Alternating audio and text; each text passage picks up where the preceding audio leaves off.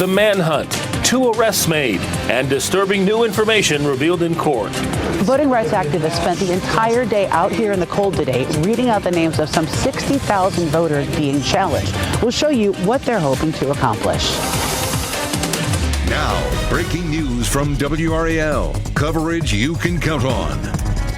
And we begin with that breaking news right now out of Wendell. Video from WRAL Sky 5 shows police investigating after they say someone jumped out of their car and ran away after a chase.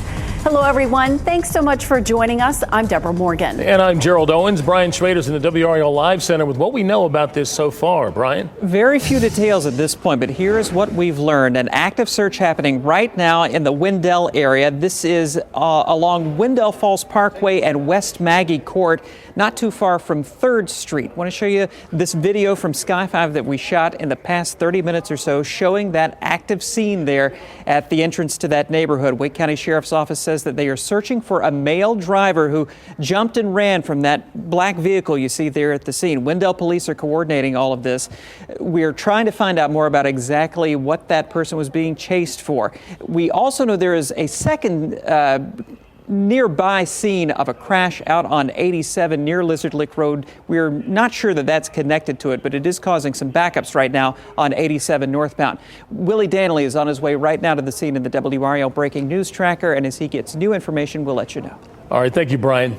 New at 6, a horrible crime. Prosecutors say these 2 men held a woman against her will, forced her to have sex with different men, and then assaulted her with a machete. Boy, attorneys say the 2 men met her on the social media app Snapchat. This is all connected to that emergency alert sent to your phone last night when police took one of the suspects into custody. WRAL's Chelsea Donovan joins us now live from the Wake County Justice Center. Chelsea, you spoke with one of the suspect's attorneys. Yeah, Deb and Gerald, let's first mention the details of this case are quite disturbing, so we want to send out a warning. We should also mention that this woman survived. She made it to the hospital. She's expected to be okay. Now, deputies believe that 2 men are responsible, one a military vet that kept authorities searching for him for hours before he turned himself in. And also, this is a story, a situation that kept residents terrified. What authorities say happened down this dirt road on Hatwalt Lane is unimaginable. She had multiple fractured vertebrae, a fractured nose, a fractured eye socket. That woman would barely make it out alive. Police say she came to the home of 57-year-old Daryl Holden on New Year's Eve. 34-year-old Dustin Letchworth was there too. They had all met months prior on Snapchat. The 3 of them used cocaine together and afterwards told her that she needed to pay for the cocaine. She said that she didn't have any money. Prosecutors say the men forced her to have sex with strangers for days. On December 31st, the victim wants to go home. She tries to leave. They block the door, and one of them says she knows too much and she can't leave. They push her to the ground and they begin beating her and bashing in her face with a metal object. She tries to call 911 according to authorities. Deputies show up but can't find her. The next day she escapes and heads to the hospital. She's covered in blood and she's in a pool of her blood. Fast forward to Monday night. Dustin Letchworth is wanted by the Wake County Sheriff deputies on charges relating to the crime. They try to take him into custody here on Knollwood Lane near his house, but he runs. Why flee from investigators and leave the house with a shotgun? That I can't answer. For hours, authorities searched for him. His attorney, Lee Turner, said he was hiding in the woods right behind his house. He was never a threat. Turner said in court today his client is a lifelong resident of Zebulon and had far less involvement in what he is accused of than Holden, who was too arrested on Monday. Military veteran, he served 5 years in the Army. He's very remorseful for this entire event. All right, so we should mention today that these men are still in the Wake County Jail as the judge today denied bond for both of them. Boy, Chelsea, those details are so hard to hear. Did the Wake County Sheriff's Office explain today why they didn't reveal the serious nature of these crimes yesterday as the manhunt was underway? Yeah, so I asked the sheriff's department about that, and basically these warrants were unserved that they were trying to serve on Mr. Letchworth. That means it's not ready yet for public consumption. They don't have to release those, Dales, and it's completely up to their discretion. Chelsea Donovan live at the Wake County Justice Center. Thanks, Chelsea. If you live in Wake County, you know exactly when this manhunt ended. Instead of alerting the surrounding area in Zebulon, an alert mistakenly went out to everyone with a smartphone in Wake County. That's a population of nearly 1.2 million people. Wake County Emergency Management says there was a failure in how the alert was geotagged. New in the last 60 minutes, Raleigh police announced an arrest in connection to the fire at the House of Art bar. Ava Torreyes, a 59-year-old woman, is facing a felony in connection to what happened. Bar owners gave WRAL this surveillance photo last week, asking for help finding this person. They say she is the last person seen on the property before the fire. Brian Schrader is in the WRAL Live Center looking at this woman's criminal history. Brian? Deborah Torreyes is facing that felony charge of burning of an unoccupied commercial structure in connection with that fire. As we were looking at the court paperwork here in the WRAL newsroom, we noticed that she has prior convictions in New York for arson. We're working right now to learn more about those convictions. The House of Art has many, many fans in this community, and their GoFundMe has raised more than $27,000 to rebuild the House of Art. And tonight there is a benefit concert downtown at the Poor House. WRAL's Aaron Thomas is covering that and the investigation. He'll have a live update coming up in about an hour on WRAL News at 7. All right, thank you, Brian. Take a look at the top of your screen. Crashes like this at Atlantic Avenue and Hodges Street in Raleigh have people who live and work in the area concerned. According to Raleigh police, there have been 87 crashes at this intersection since 2015. One employee in the area describes the intersection as dangerous and scary. The city didn't have a representative available today. We're trying to find out if they plan to make any changes to this intersection to make it safer. All right, now we're going to talk about the weather and the wind chills that are on our doorstep. Meteorologist Mike Mays is here. Yeah, it's already 29, and it's going to go even lower. Oh, yeah, and if you're going on your dog walk this evening, you need your heavy coat, you need gloves, you need a beanie on your head, maybe a scarf. The wind's kicking up. And again, feeling like 29 in South Hill. That's the current wind chill. Feeling like 36 in Raleigh, 39 in Fayetteville, 34 in Roxborough. The bottom line is it's going to be a cold night. Here are the temperatures as we cool down this evening. At 11 o'clock, it's 30, 26 at 2, and by 5, 6, 7 a.m., we're down to about 23. But when you factor in the wind, which will kick up at times 10 to 15 miles per hour, wind chills, 10 o'clock, 28 is what it should feel like. But by daybreak, it's really cold, 14 at 4 a.m., and by 11 a.m., the wind chill about 11. But there are some locations that could have single-digit wind chills, Roxborough being one of them. And be aware, there could still be some icy spots in our northern counties. Warren County has a 2-hour delay in the morning, so just be careful if you live in one of those communities where secondary roads still have some ice. Later on tomorrow afternoon, we do warm up. We got some weekend rain on the way. I'll talk more about that coming up. All right, Mike, thank you. Republican State Supreme Court candidate Jefferson Griffin has officially asked the state's highest court to throw out more than 60,000 votes in the 2024 election. He laid out his legal strategy in a filing today. Griffin is more than 700 votes behind Democrat Allison Riggs after multiple counts. In his filing, Griffin claims the State Board of Elections failed for years to collect voter registration information as required by state and federal law. He says ballots cast by voters with incomplete registration information should be removed from the count for the state Supreme Court race. Meanwhile, this is a live look at downtown Raleigh, where voting rights activists held a protest today. People read the names of the thousands of voters whose ballots could be thrown out at Griffin's request. They were joined by some of the voters whose names are on that list, including the parents of his opponent. WRAL Capitol Bureau Chief Laura Leslie spoke with them today.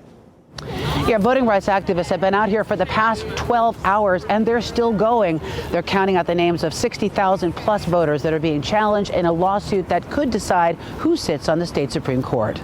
Republican State Supreme Court candidate Jefferson Griffin is currently more than 700 votes behind Democrat Allison Riggs. He and the state Republican Party are hoping to change that outcome. They're asking the courts to throw out more than 60,000 ballots cast by people whose voter registration they say is missing information. State election officials do not agree. The list of challenged voters includes the parents of Griffin's rival, Allison Riggs. They came to the event to read out their own names. And we are Christine Riggs. And Jack Riggs, Allison Riggs' dad and mom. And we would very much like our vote to be counted. Were you surprised to see your name on the list? I was shocked, to say the least. The Riggs don't know why they were challenged. I mean, I've been voting for 50 years now. I've never been challenged, never had a problem, and all of a sudden now my vote doesn't count. Organizer Kate Barr says that's true for thousands of others on the list as well. She says it's disenfranchisement on a massive scale, and it can't be allowed to succeed. As soon as we set the precedent that if you don't like the outcome of an election, you take it to court and throw it out until you win, we have left the land of democracy and moved into something much closer to what we left back in the revolution. Republicans say it's an issue of election integrity. NC GOP spokesman Matt Mercer said, "We have been clear that the systemic failures are the fault of the NC State Board of Elections, not voters." That doesn't make Jack Riggs feel any better about potentially having his vote for his daughter thrown out. This does not feel like election integrity. It feels blank, cold, hard voter suppression. Laura Leslie, WRAL News, Raleigh. Griffin's lawyers didn't respond to our request for a comment. His lawsuit is moving forward in both state and federal court, which is pretty typical. A federal appeals court is scheduled to hear arguments near the end of the month. New today, state officials confirm some Social Security numbers were exposed in the PowerSchool data breach. In a statement to WRAL News, the Department of Public Instruction said they're still working to identify who was affected and all of the data that was breached. They said fewer than 1,000 students had their Social Security numbers in the database. More teachers had their Social Security numbers exposed. All of the state's public schools using PowerSchool were affected to some degree. The state says PowerSchool plans to begin notifying affected people by the end of the month. Still ahead, from home renovation to losing their home. 5 on Your Side explains why one family says the man they trusted to build their dream home is the reason they won't be able to live in it. Brian? Back here in the WRAL Live Center, where just 2 minutes ago we got new information from Wake County deputies about this search for a jump and run suspect. I'll tell you what the deputies say happened that led to this.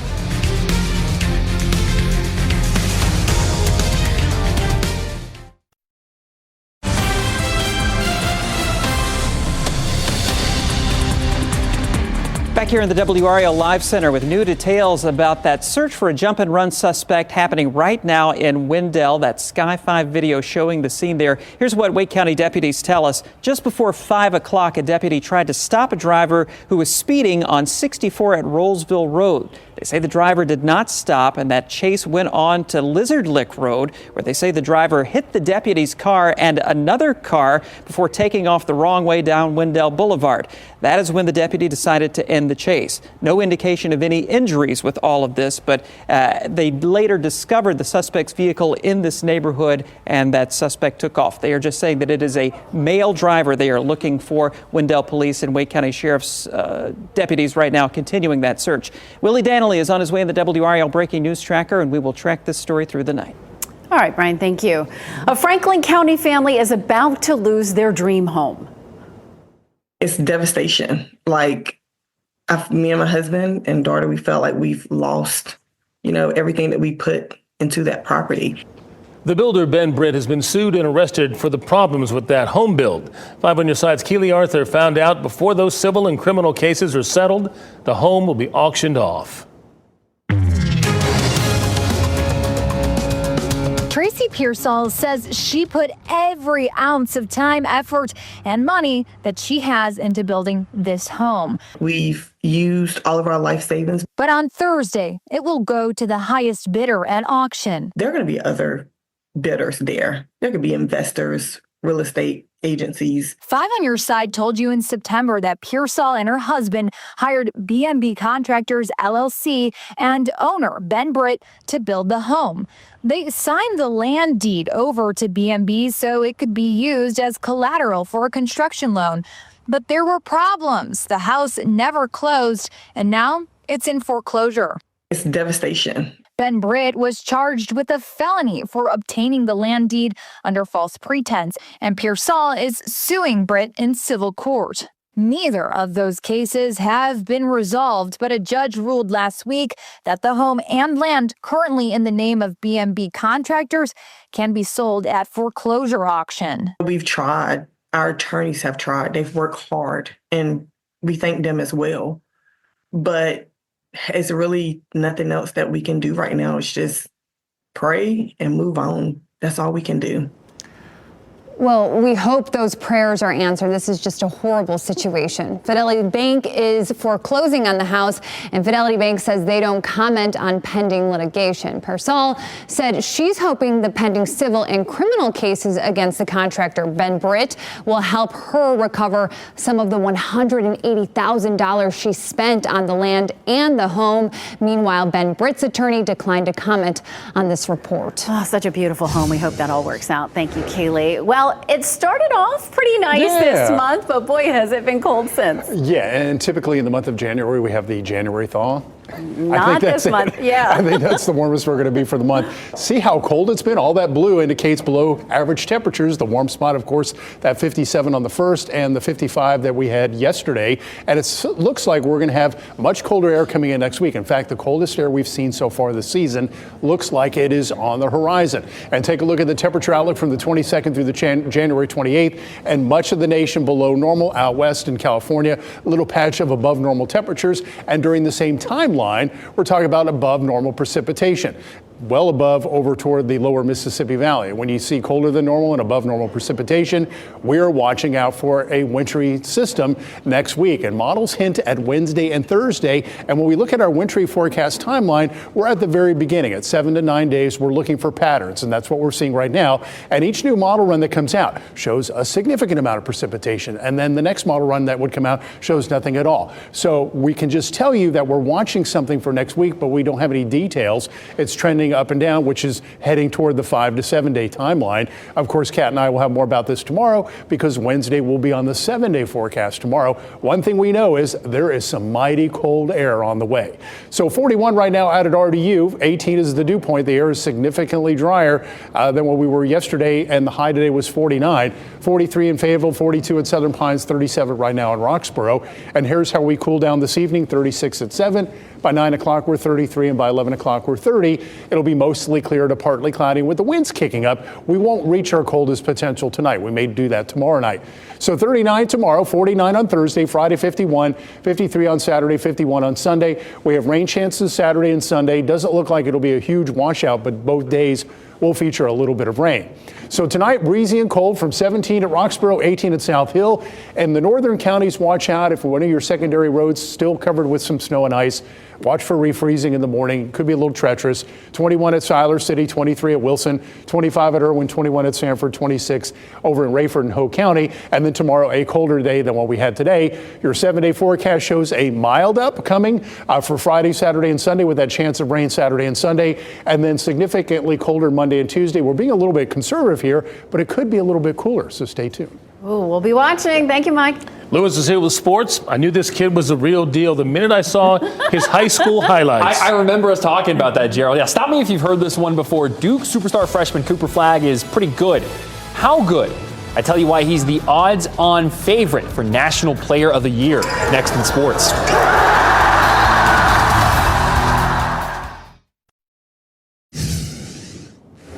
When I was thinking of putting this segment together, I thought to title it "The Case for Cooper Flagg for National Player of the Year." But the Duke star, A, doesn't need any more hype. He's had plenty of it for years. And B, he doesn't really need someone to make a case for him. It's just the facts at this point.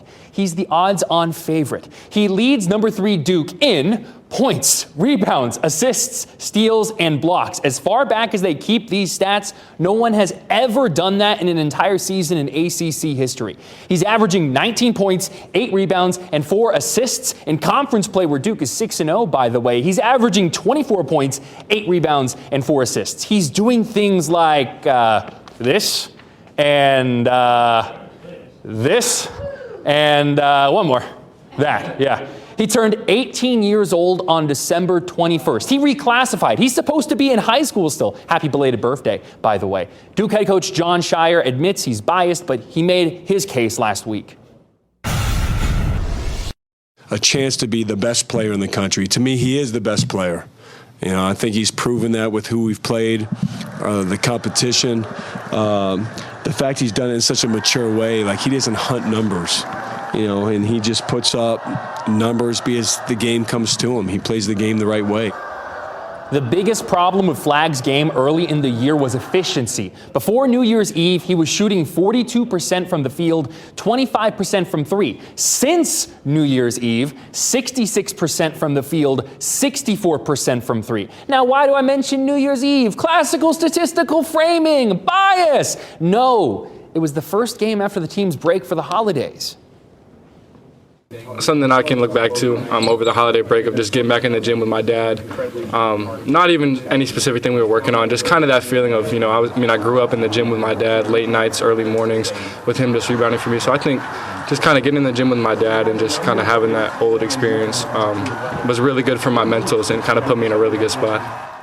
I didn't even mention how he scored 42 points on Saturday, or how he's the 3-time sweeping of Freshman of the Year and Player of the Year. Let's see how the next 2 months go for Flag and the Blue Devils. Duke's next game, though, is tonight in Cameron Indoor Stadium against Miami. Tip-off is set for 9 p.m. A late one, Gerald and Deborah. I think we all agree he should be a shoo-in for Player of the Year. Yeah, Thanks, Lewis. Pretty awesome. We're minutes away from NBC Nightly News. Tonight, the TikTok alternatives as a potential ban gets closer. What to know about the other options.